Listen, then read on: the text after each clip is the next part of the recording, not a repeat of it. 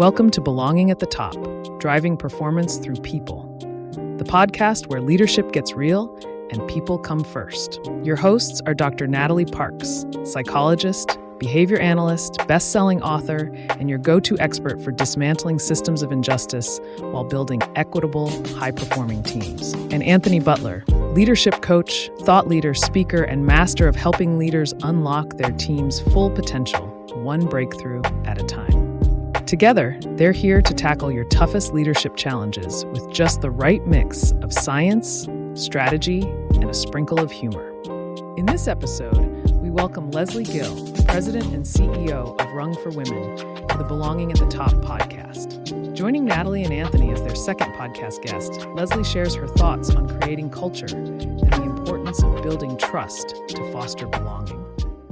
Welcome to our next episode of Belonging at the Top podcast. Today we are blessed to have Miss Leslie Gill, the President and CEO or Executive Director. Nope. Which title? President and CEO of Rung, a fabulous organization here in St. Louis. Yes, we are live again in person at Lindenwood University at the Spelman Center.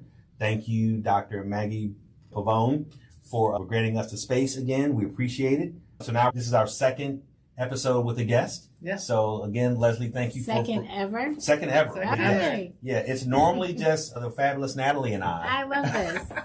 Y'all tired of talking to each other. we did. We need more people to enter our conversation. Okay. We figure we'd spread the wealth, Well, right? I'm here for it. So it's just a conversation, and I know you're doing great work. We met years ago, either early COVID, right before COVID, so we had some similarities of managing through that. I want to get some of your insights based on that experience today, but before we always ask, I should say always, you're our second guest, but we asked the first one, we're going to ask you. Okay. Tell us about your leadership journey. Like, how did you get to where you are now? Yeah, so my leadership journey is a little interesting. I attended Hampton University in Hampton, Virginia. HU, the real HU. I wasn't going to say that part. I have no dog in the race. You don't, but I do. The real HU. Right. So I graduated from college and thought I was going to go work for Tiffany & Company in New York City. But I had the summer off. And so I decided to spend the summer in Washington, D.C., got involved in the D.C. mayor's race. So at the time, Anthony Williams was running for mayor. I volunteered on his campaign, then became a paid staff person. Literally, like what was supposed to be the summer off, I ended up really starting my first job. And then it got to a point where it was time for me to move to New York, but the campaign wasn't over. And he said to me, look, our work isn't done. We need you to stay and see if Tiffany's will shift your start date. Well, they wouldn't. And so then I was faced with my first real life adult decision. Do I go to New York or do I stay here, stay on the campaign? He had said to me, if we win, I'll guarantee you a job. The numbers looked good, but what did I know? I was fresh out of college. I'm like, okay, best decision I could have ever made. I decided to stay in Washington, D.C., worked for Mayor Williams for 2 terms, 8 years, really propelled my career in ways that I could have never imagined. Municipal government gives you the opportunity to do a little of everything, right? So policy, legislation, government operations. I was his scheduler. I got to see the world in ways that I would not have seen it but for municipal government. And then he decided after 2 terms he wasn't going to run for re-election. I was like, what do I want to be when I grow up? I don't know. Still only, by this time I was several years, 8 years out of college, but I don't know what I want to be. Right. This journey has been amazing. I've gotten to meet all these world leaders and amazing people. What could top this, right? And so I started to explore nonprofits. One, because I think the other thing government does, for me, what it did was it really helped me see community in ways that it was like a behind the scenes view of community. Everything from neighborhoods to people. I was like, I like this. I don't like politics, but I like public service. And for whatever reason, I started my job search to move into the nonprofit space. And so my first C-suite leadership role was coming out of government I came back to St. Louis to work for Girl Scouts. I was the chief operating officer both here in St. Louis, and then I spent a couple years in Atlanta in a similar role at Girl Scouts. And that was really what did it, right? I had an amazing, sponsor, mentor who saw something in me that I hadn't seen in myself, and that was Mayor Williams. He propelled my career, essentially with only 8 years of work experience, I was able to move into a C-suite job like almost immediately. So I really credit, my leadership journey, I really credit it to, people who saw something in me that I didn't see in myself, right? And I didn't even know, that the nonprofit space was a career pathway. I just was like, oh, I want to go work for an organization that, was instrumental in my life. And it was Girl Scouts, Boys and Girls Club, or I think my third one might have been like the American Red Cross, because at some point I had gotten CPR first aid, and I'm like, oh, this is cool, right? But it was in those service spaces that I was like, I guess I could really make a career out of this. And it was, partially the, mentorship and sponsorship from Mayor Williams, but also those really deep and impactful experiences from working in community and seeing, the haves and the have-nots and those who are thriving and those who are just barely surviving. All of it was really intriguing to me. Right.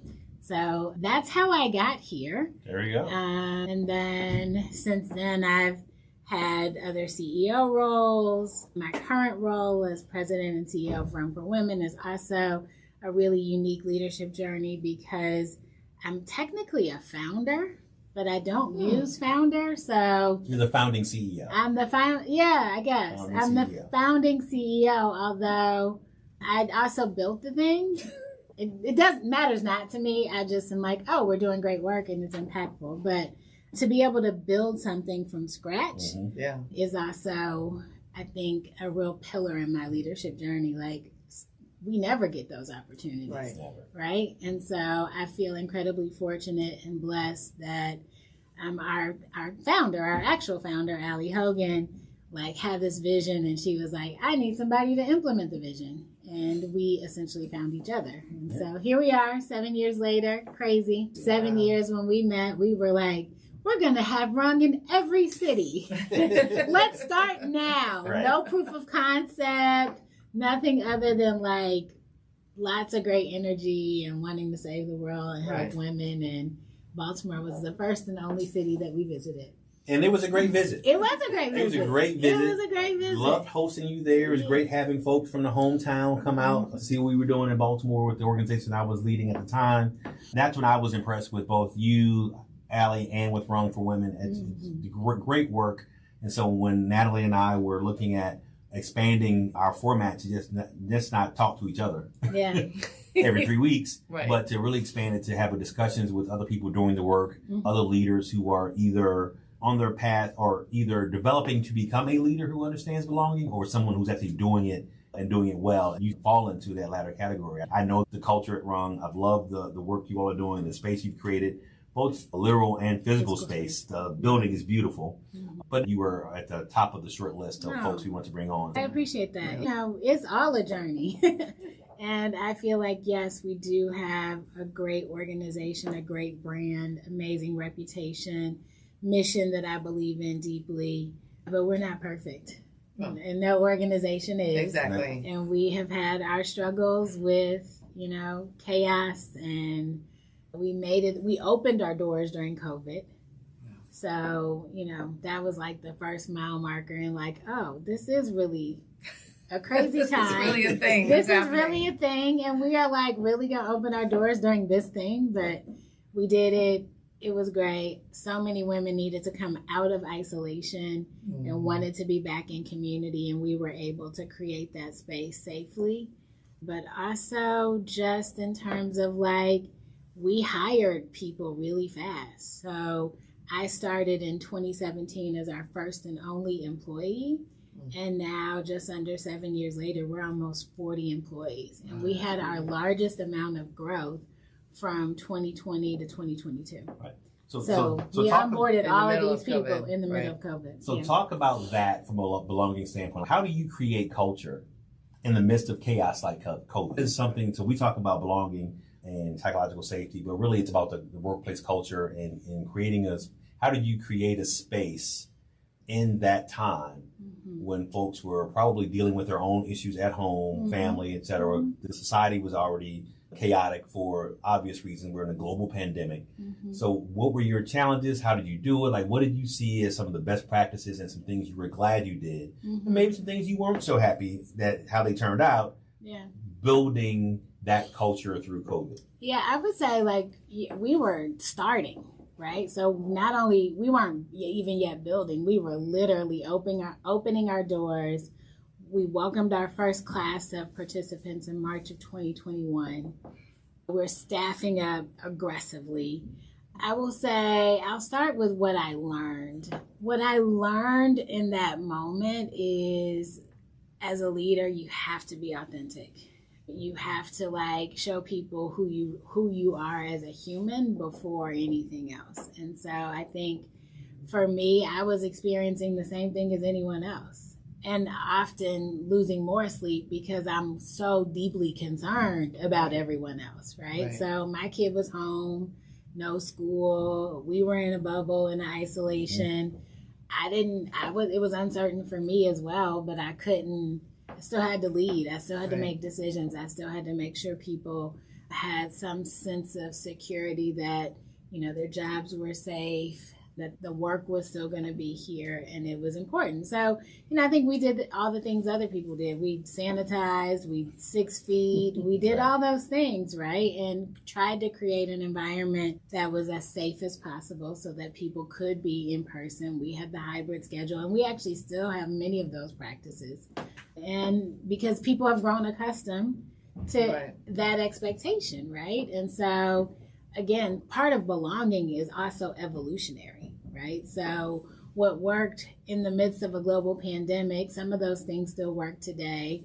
But more than anything, I think my people really value knowing that I'm human just like they are. I show emotion. I'm a huge crybaby, and I will stand up in staff meetings and cry because I'm so proud of our team, right?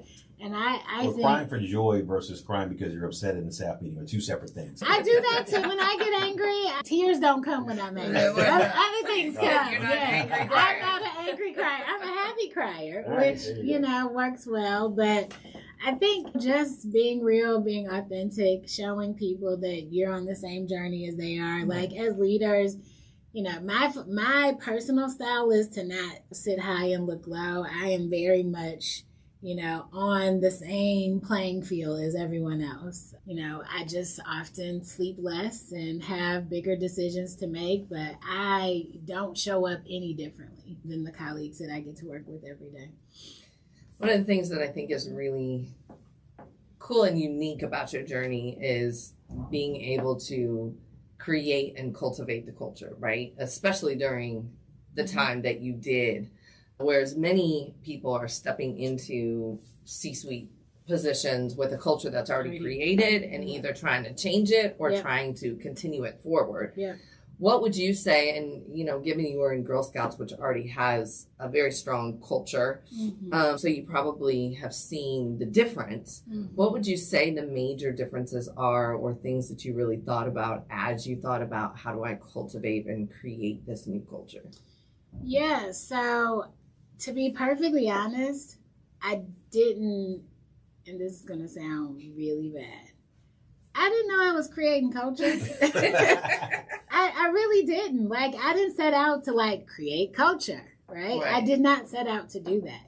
I set out to create a work environment that people could be proud of, that people would enjoy coming to, that they would fulfill our mission in ways that was rewarding. I didn't wake up and say, okay, today I'm going to go do culture. Because I don't know that I would even know how to do that. Thursday is culture day. Thursday is culture day. I just know how to be myself. I know how to care for people. I know how I have felt in places that did not feel good.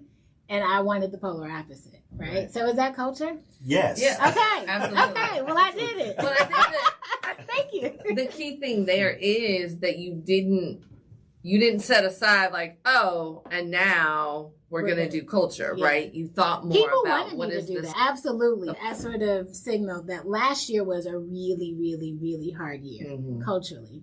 I lost a third of my workforce. Oh, wow. Yes. That's huge. And a staff of 30, a third is a whole lot. Right? And some people needed to go. Some people I was sad to see leave, but they got amazing opportunities. But at the end of the day, I firmly believe that people stay for people. Yep.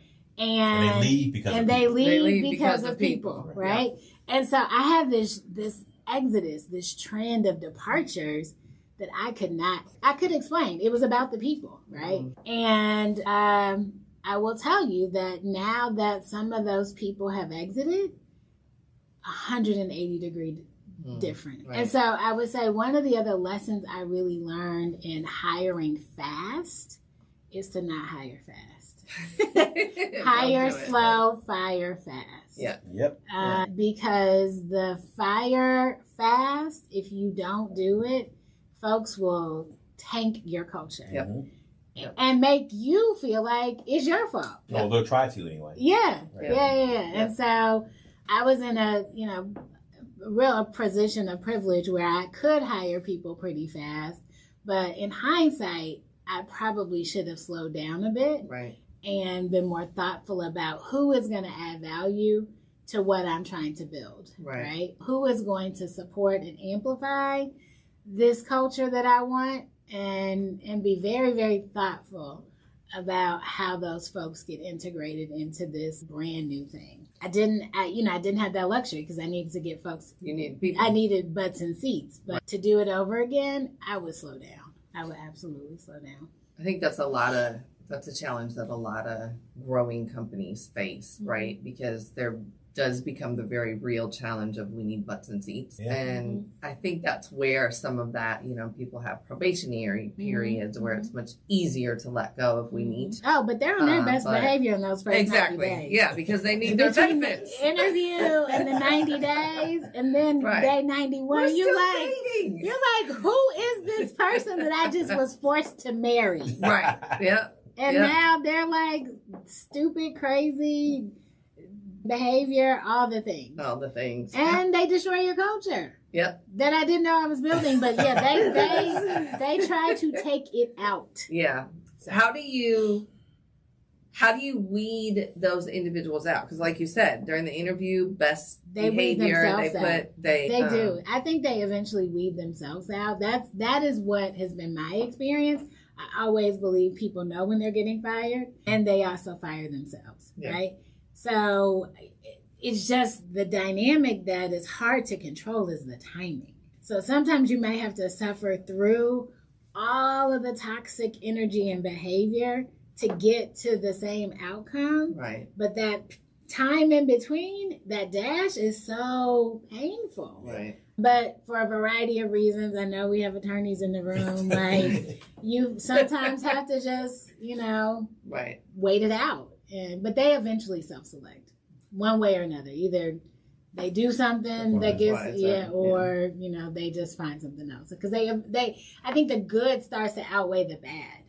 And, if misery loves company and they don't have any company, it's like, oh, I can't survive here. I'm a fish out of water. I'm like, yeah, you are. Yeah. So how have you embraced, or how do you address external issues of chaos, right? So like now, in our current political environment, we don't know what's coming from day to day. You're in a nonprofit space. I know a little bit about the organization, so I know you're not reliant on grant funding, which is a good thing for you, knock on wood. But some of your peers for sure are definitely struggling right now. Yeah. But even I think about your clients, you're one avenue of resources for them. Some of their other service providers are probably going through some severe chaos, which means your clients are going through chaos. Mm-hmm. So how do you and your team kind of manage that as well? Because when we look at belonging, especially as a service provider, it's not just among your team and your employees, but how do you make your clients feel that same sense of belonging as well? Like, this is a good place where I feel like I belong here because they are helping me because they genuinely want to. Yeah. So how are you navigating the external forces that are causing chaos particularly for your clients? Yeah, so a couple things that I've done personally, I've stopped watching the news. Ditto. Yeah. So I don't even have the same like visceral energy around external Right. forces because I really genuinely don't know day to day what's happening. So I think as the leader, that actually gives me some focus that I otherwise wouldn't have because I'm so distracted by the noise. And so, what I say to our team and to our members is like, let's control what we can control, right? We are an organization, a single gender organization serving only women and all women, right? So that means trans women and anyone who identifies as a woman. I did not know that. Yeah, Okay. not a popular opinion right now, but Right. It is who we are. And I am very proud to say that. And so I am like, let's control what we can control, right? So we have not shifted our work. We're still an organization that is providing good talent. We just happen to be providing all female talent, but we are providing well-trained, willing and able candidates who want to work and want to work in this climate, want to move up the rungs of the economic opportunity ladder, however that looks for them. I see what you did there. Yeah. Women. Run for women. Yeah. The ladder, right? The visual is the ladder, right? And sometimes the rungs on that ladder, they're broken and Missing. Missing. Yeah. There's lots of space in between. Wobbly. It's a little wobbly. But I just know that we're going to get through it, right? This is just a bump in the road. Yep. It's a blip on the screen. We are resilient people. Like, we've had harder things. Right. And so I just really remain focused on our mission. My goal is to serve more women. So, whatever is happening around me, oh well. Because again, I'm privy to some behind the scenes information. Yeah. Talk about your relationship with Allie and the board. Yeah. I know you and I briefly talked about the importance of trust Yep. and how you and Allie really built that. But tell us about that relationship and what it's like to really have that support from the board of directors. For sure. And I think that applies. I know we're talking about your situation at a nonprofit, but even if people are working for other corporations, having that board support is critical to not only do your job, but to do it well and create that culture. Well, it fosters belonging, right? Right. Trust is, belonging is rooted in trust. Yep. And so, I often refer to our situation as uniquely rung. So there are a lot of things about our organization that are unique in terms of our founding, our resources, our physical plant. Like, we were super intentional, and even in our spaces, inviting joy, creating spaces for belonging in our physical spaces. But our founder, Allie Hogan, her grandfather was Jack Taylor, who started Enterprise Rental Car, and their family has been so incredibly generous and committed to St. Louis. And Allie's personal legacy is Rung for Women. And her commitment to women is because there hasn't been a man born in their family in over 70 years.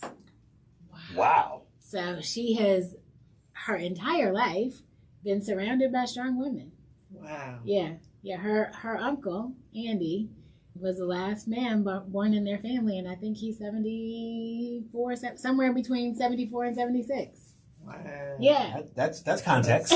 Right. Yeah. Right. Yeah. And so, like, for her, this is deeply personal. Right. And she has made the commitment to, like, advance women in, this region for sure, but beyond the region as well. And so she had the vision. She picked me to lead the implementation, and we are really thought partners, right? And I will say another unique sort of situation about our organization is that we're not turning over board chairs every couple of years. Right. We have made a commitment that, it will be Allie or her proxy.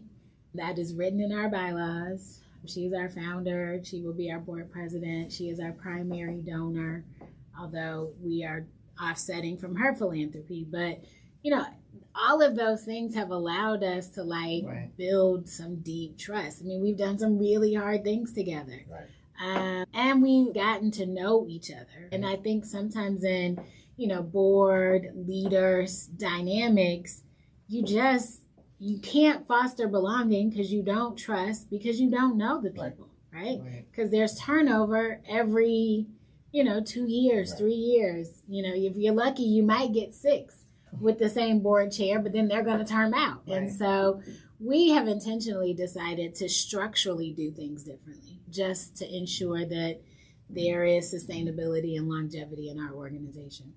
And I think the reason I wanted to point that out, I think that sometimes we forget as leaders, and when we talk about belonging, it's not that we have to create belonging for our staff, that we have to feel like we belong too. For sure. So that's one thing. So I kind of teased the point is that there is a high level of belonging and psychological safety that exists between you and Allie. Absolutely. That I've witnessed in person, and it's clear how I shouldn't say allow, but the way you lead and are given the space to lead. I think that's because you have that psych safety, you have that sense of belonging. So whether you intended to or not, y'all both were creating culture. Yeah, no, and you modeled that behavior from the beginning. So I think that's why, again, I was drawn to you and Ron as being part of the show, because I've seen it. I've seen how you all have grown. Yeah. But I think that's something that should be highlighted, because I don't know of too many other situations where you've got a founder, board chair, president, and the president CEO who have that high level of trust and sense of belonging and psych safety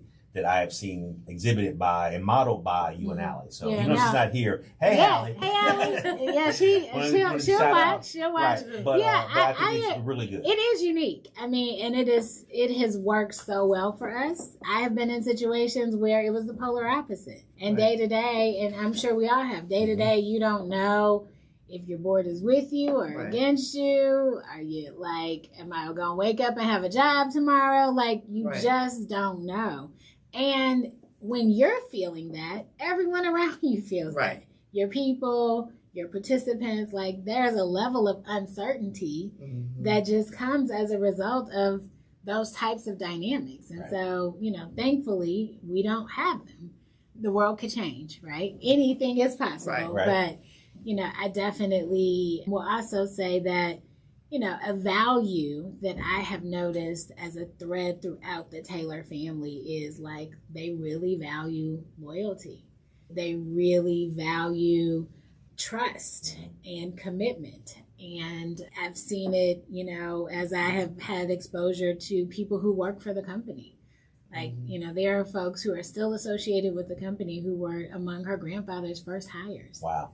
Right? You don't see that anymore. Right. No, you don't see companies being loyal in that way, and you certainly don't see employees being loyal in that way. Not at all. Not in this environment. Not in this environment. I think the other thing, I mean, in the nonprofits that I've been a part of as they started up, one of the big things that I've seen, especially when there's like a donor, is that a donation is made with a vision, but the donors are not always as intimately involved. And so they put other people on the board, and then they hire a CEO, and then all of a sudden the vision goes elsewhere, right? And then there becomes this tension between, I'm funding this, and yet you are not living and breathing the dream that I had. And you start to see that push and pull, right? And so I think having that, again, unique relationship of where Allie is saying, here's my vision, and I'm going to be a part of creating that vision. For sure. And ensuring that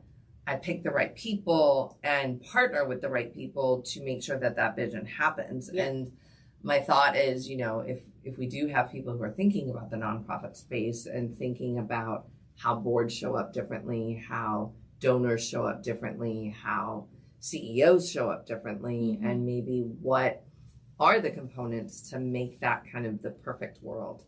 Because it sounds like you're pretty darn close, if not there. I mean, again, it is a real privilege. It's a real privilege, because I've been on the other side multiple times. And so this is uniquely run. And, Allie's commitment.